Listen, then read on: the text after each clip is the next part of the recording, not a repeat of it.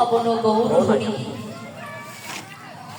এই জগতে যার কেহ নেই তাদের সকলে কিছু। ভগবান আজ কি করলেন মা? সত্য ত্রেতা তাপর এই তিন যুগ পরে কলিতে উদয় হলেন। কেন উদয় হলেন না?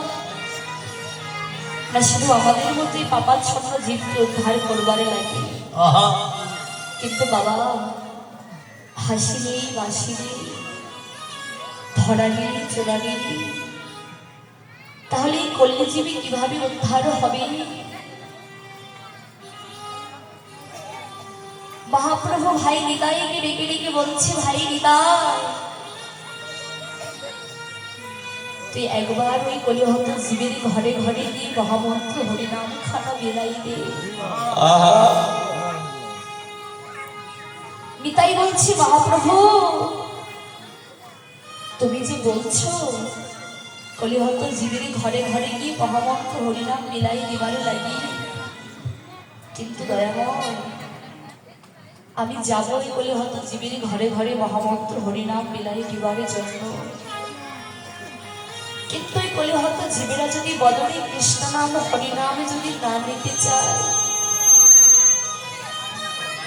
কলিহত জীবেরা যদি বদলে কৃষ্ণ নাম হরিনামে না নিতে চায়,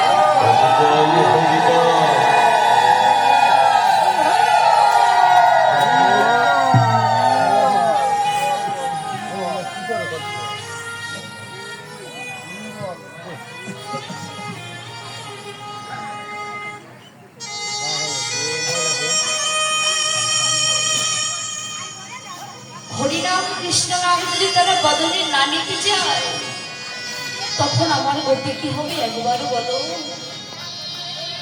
কেননা দয়াময় ওই কলিহত জীবে দিন কাটবে গৃহকর্মে আর রাত্রি কাটবে নিদ্রা।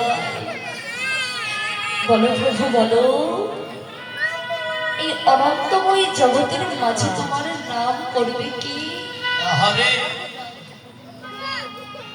কেননা এই অনন্তময় জগৎ জীব তারা যে মায়ায় ঘেরা পরিণত হইয়াছে, এরা যে তোমার নাম করতে পারবে না। নাম করবার মতো কলির জীবের কোনো স্বার্থ নেই। ভগবান বলছে, নিতাই রে তুই কি করবি জানিস নিতাই? তুই যখন ওই কলিহত জীবের ঘরে ঘরে মহামন্ত্র হরিনাম বিলাই দিবার জন্য যাবি, তারা যদি বদলে কৃষ্ণ নাম হরিনাম না নিতে চায়, তুই তখনই কি করবি জানিস ভাই? তুই ওই ভক্তকে হৃদয় কমলে চড়াই ধরবি।